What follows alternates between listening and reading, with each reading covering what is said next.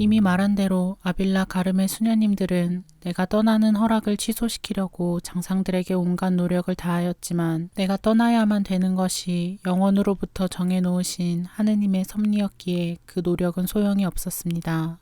이 세상에서 하느님께서 자기 나라를 위해 두 손을 쳐들고 정성을 다하여 기도할 모세와 같은 사람들을 단 몇 명이라도 남겨주지 않으실 정도로 버려진 나라는 없다고 봅니다.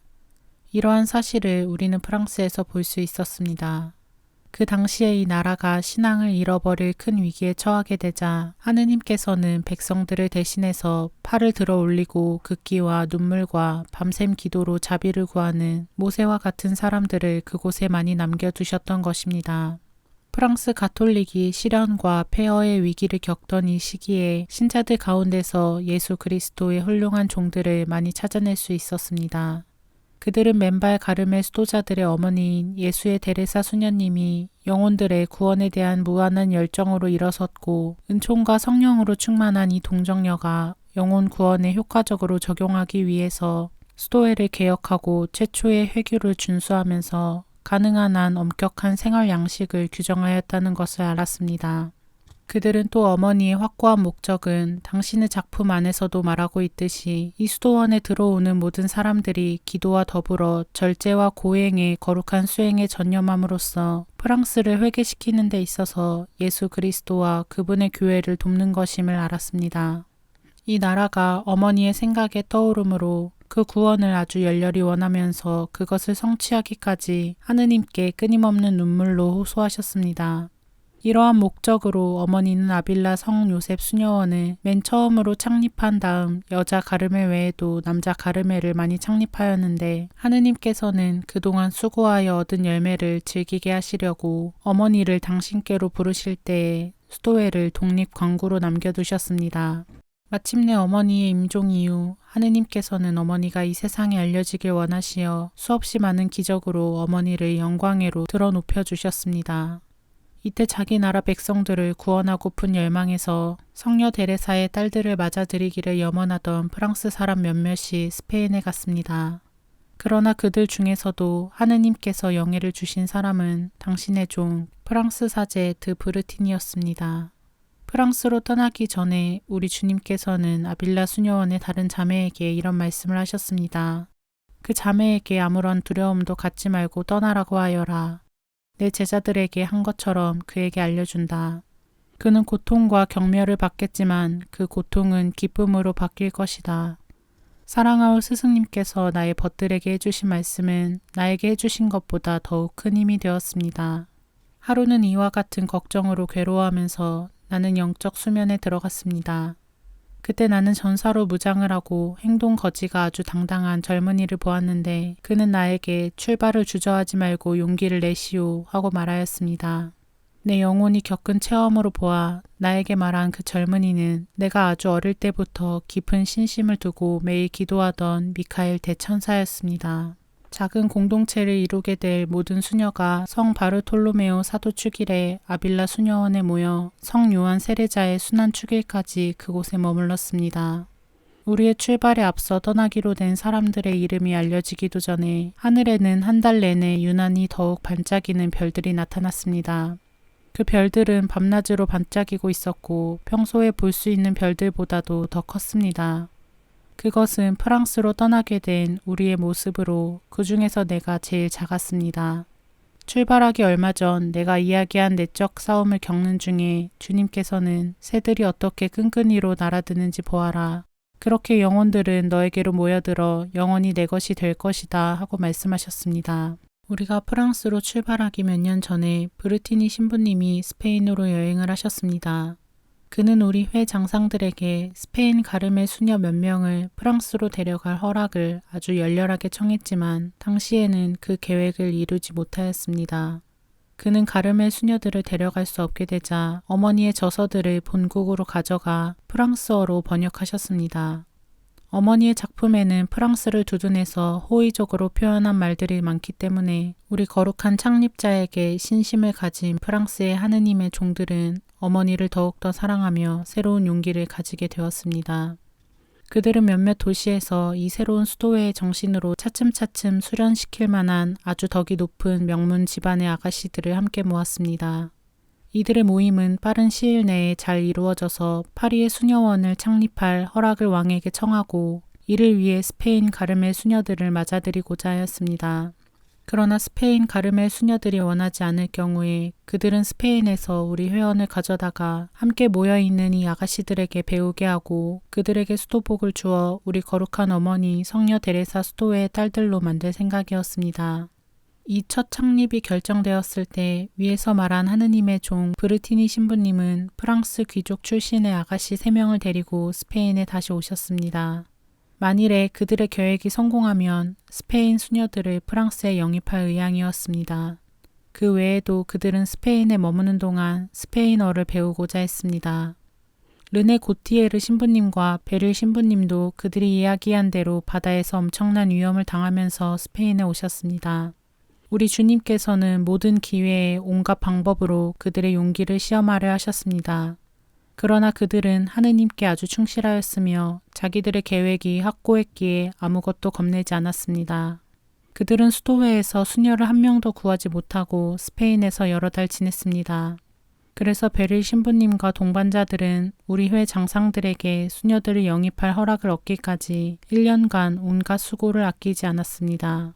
그들은 많은 수고와 모욕을 받아야 했습니다. 그들이 참으로 하느님의 뛰어난 종들이라는 사실이 알려지지 않았기 때문입니다. 그러나 그들의 덕행을 더욱 순수하게 하려고 하느님께서는 그들이 제대로 평가받지 못하게 하셨습니다.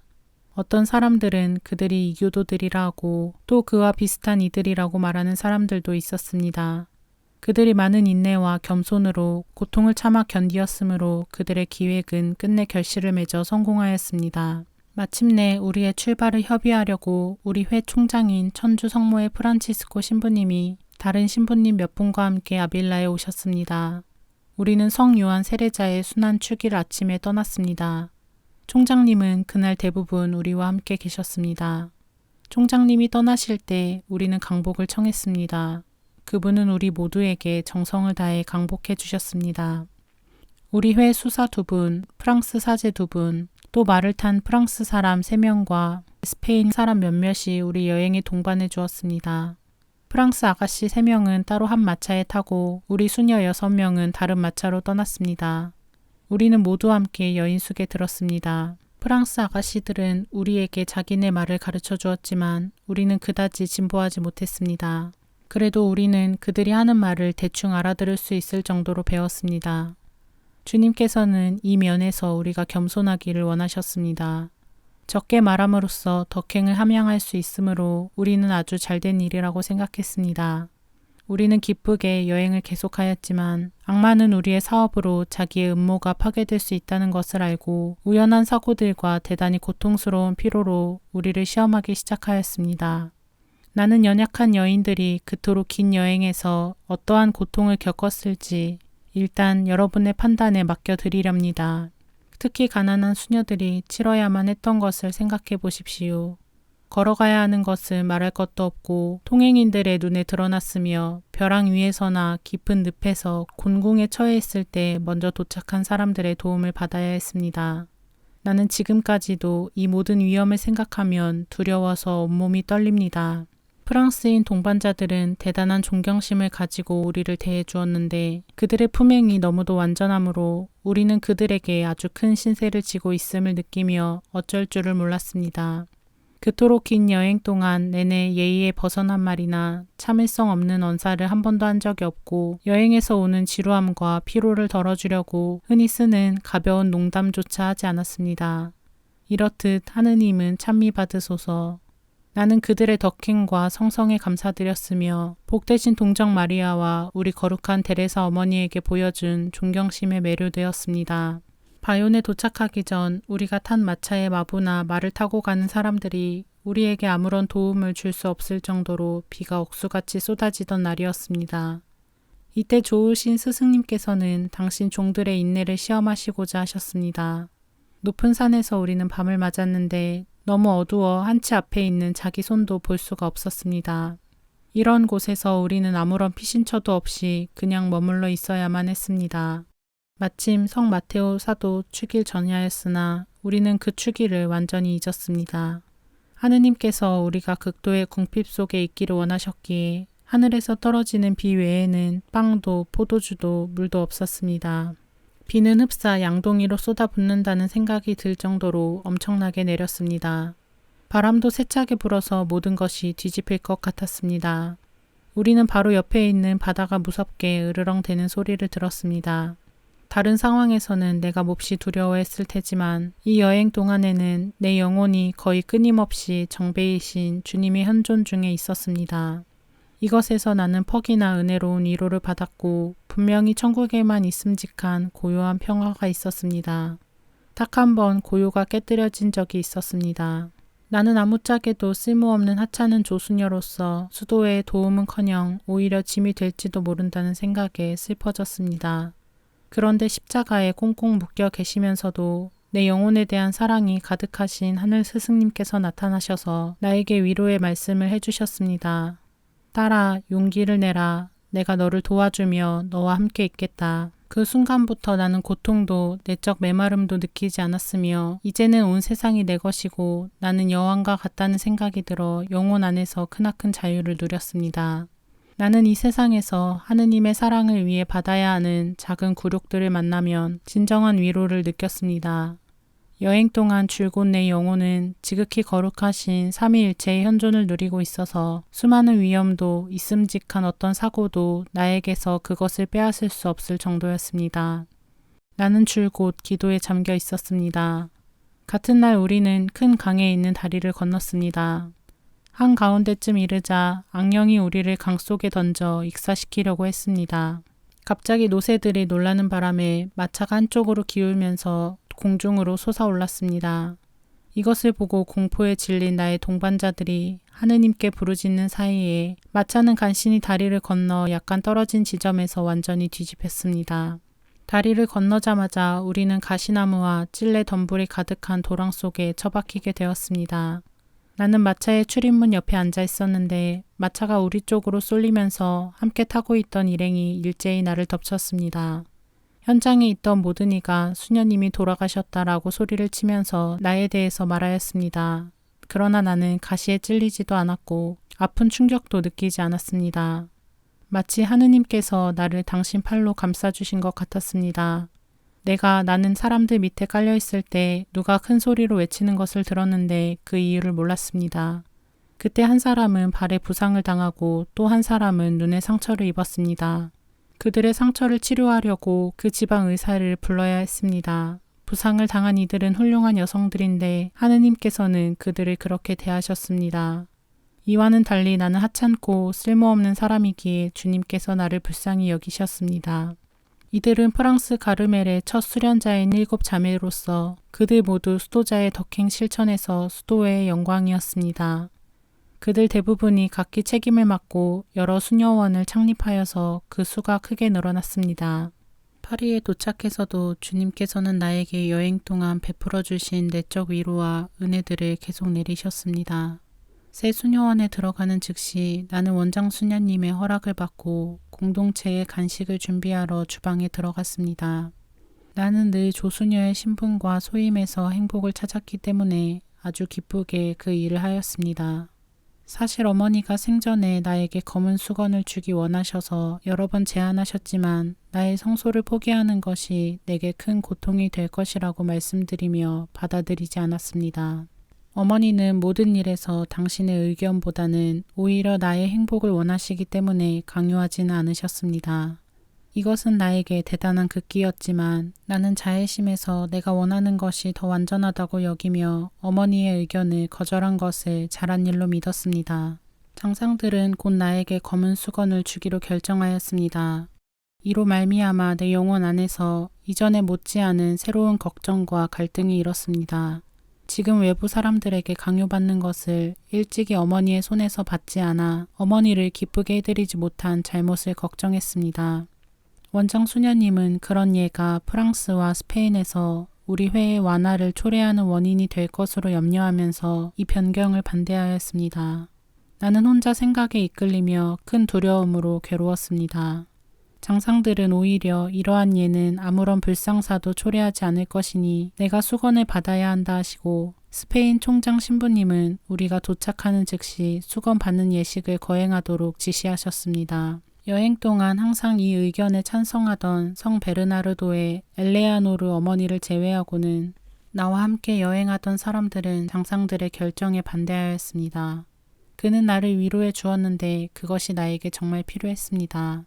이렇게 며칠이 지나면서 원장 신부님은 나름대로 고려한 태도가 확고하였고 장상들은 그들대로 요지부동이었습니다.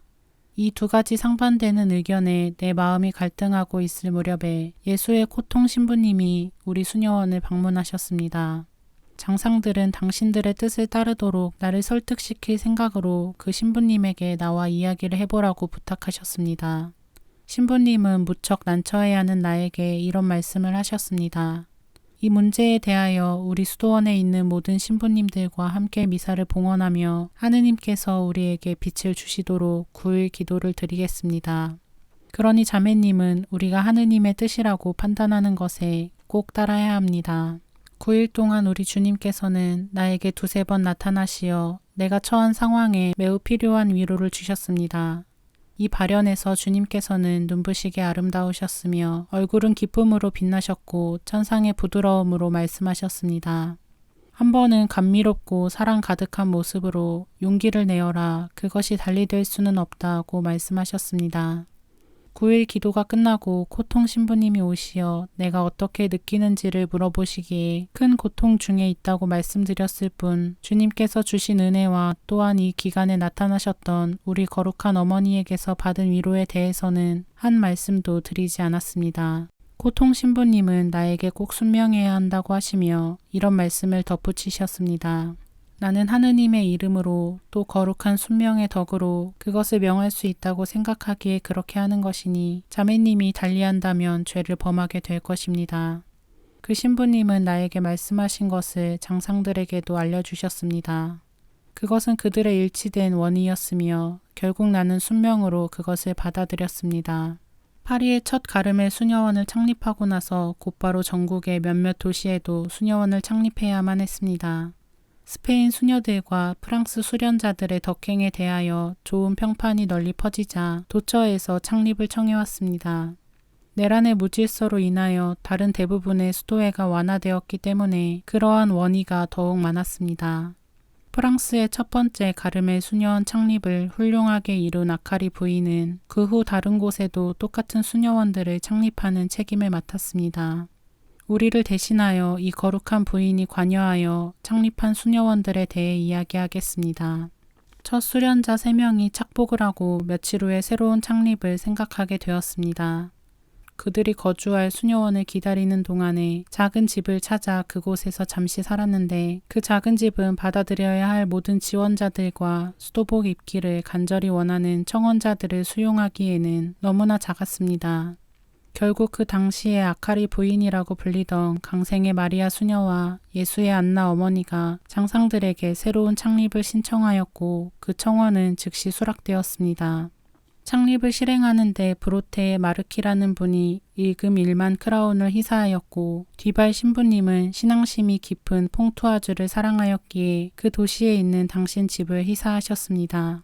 장상들은 아카리 부인에게 디발 신부님이 희사한 집을 답사할 책임을 주었고 또 가르멜 수녀가 되려는 소망을 가진 사람들을 받아들인 갈르만 공동체의 젊은 아가씨들을 면담하는 책임도 맡겼습니다. 브로테의 마르키의 처남이자 퐁투아즈의 지사인 알렌쿠르가 시민들에게 관상 수녀원 창립을 제안하자 그곳 시민들이 승낙하였습니다. 루앙의 대주교 부르봉 추기경 역시 창립을 승낙해 주셨습니다. 그러는 사이에 드 마리악은 왕에게 허가서를 받으려고 필요한 조처를 하였습니다.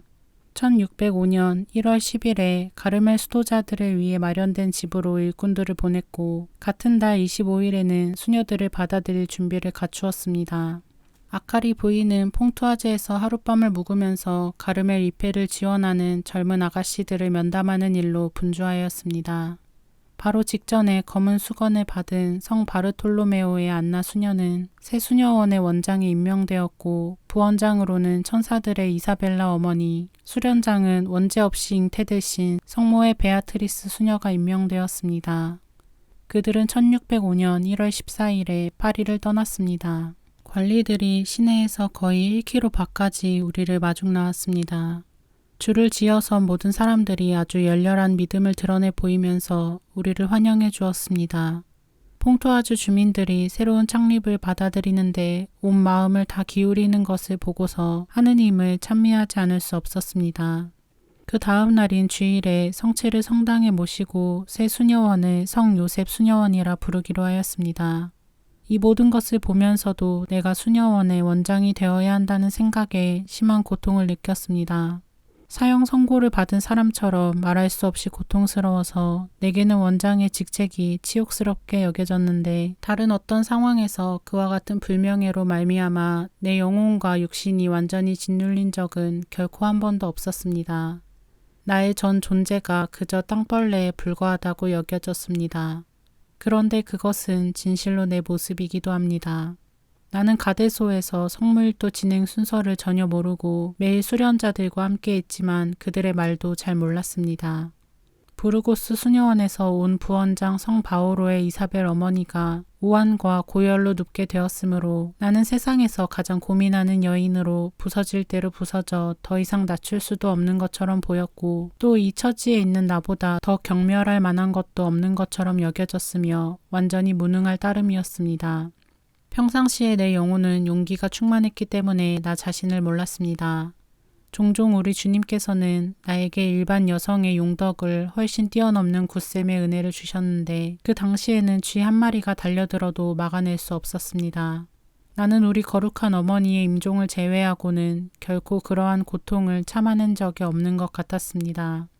이 상태에 있는 동안 나는 어머니의 부재를 아주 절실하게 느끼며 내 앞에서 줄기차게 보여주시던 모든 덕행의 생생한 거울이셨던 우리 어머니와 같은 원장님이나 수련장님 없이 내가 이 세상에 계속 살아가야 한다는 생각에 몹시 고통스러웠습니다.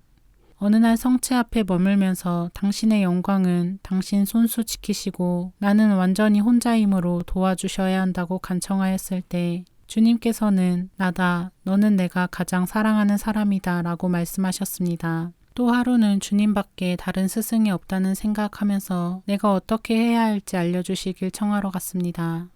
나는 수녀원 회의를 주관해야 했기 때문에 무척 괴로웠습니다. 이러한 고민으로 맥이 쑥 빠졌습니다. 사실은 내가 필요한 충고와 가르침을 주어야 한다는 생각에 용기가 나질 않았습니다. 내가 참례한 수녀원 미사가 끝날 무렵 우리 주님께서는 나에게 이런 말씀을 주셨습니다. 규칙을 보아라. 거기에서 내게 필요한 힘을 얻게 될 것이다. 그 말씀에 나는 용기를 내어 회의를 주관하러 갔습니다. 나는 자매들의 수도생활 초기에 지도하도록 주님께서 내 마음속에 넣어주신 것들을 말했습니다.